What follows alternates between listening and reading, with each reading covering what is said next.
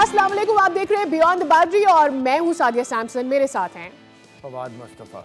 जनाब, खबरें बहुत सारी हैं, क्रिकेट हो रही है हर तरफ और जब क्रिकेट हो रही होती है तो खबरें बहुत सारी निकल रही होती हैं, लेकिन क्रिकेटर जब किसी और तरह की खबर के बारे में बात कर रहे होते हैं जिससे क्रिकेट का कोई ताल्लुक नहीं होता, तो भी सवाल होना चाहिए कि भैया आपको क्या पड़ी है और क्या आपको ये क्यों पड़ी है कि आप पाकिस्तानी होते हुए इस दौर की कोई ऐसी बात करें जिस पर आप चाहें कि आप पॉलिटिकली करेक्ट होना चाहते हैं, बट कुछ भी करके आप पॉलिटिकली करेक्ट नहीं हो सकते हैं। मैं इस वक्त बात कर रही हूँ दानिश कनेरिया की।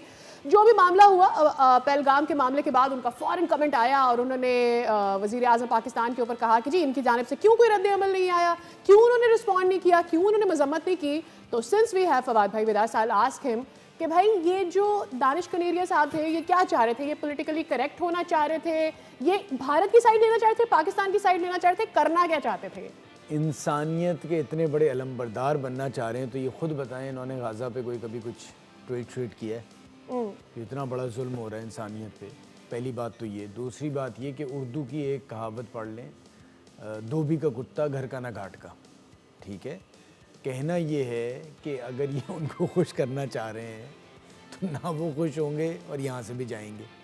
आप इस मुल्क के लिए रहें, इस मुल्क से खेले हैं, आपको इस मुल्क ने इज़्ज़त दी है, उसके बाद आप खुद ही मैच फिक्सिंग पे पकड़े गए और वो मैच फिक्सिंग आपने इंग्लैंड में की थी और उसकी क़तई तौर पे यहाँ कोई सज़ा नहीं मिली। आप ये अपने आप को एक मज़लूम के तौर पे पेश करना चाह रहे हैं।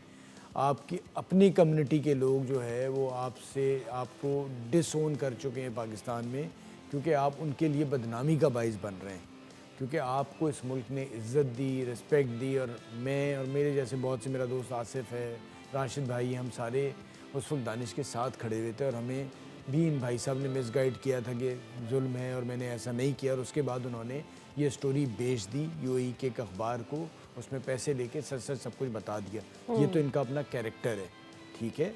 और जहाँ तक इनका ताल्लुक़ ही नहीं, किसी भी क्रिकेटर का मैं बात करता हूँ, ताल्लुक़ ही नहीं है सियासी चीज़ों से। और जहाँ तक कोई भी दहशतगर्दी दुनिया भर में कहीं भी होती है उसको हम सब मजम्मत करते हैं। उसको कोई भी शरीफ आदमी, अच्छा इंसान, हुब्बुल वतन किसी भी मुल्क से ताल्लुक़ रखता हो, वो कतई तौर पे सपोर्ट नहीं करेगा। लेकिन आप स्पेशली किसी को टारगेट करें और उसके थ्रू कुछ हासिल करना चाहें, कुछ सियासी तौर पे कोई फ़ायदा उठाना चाहें, वो सख्त नापसंद है। सही है।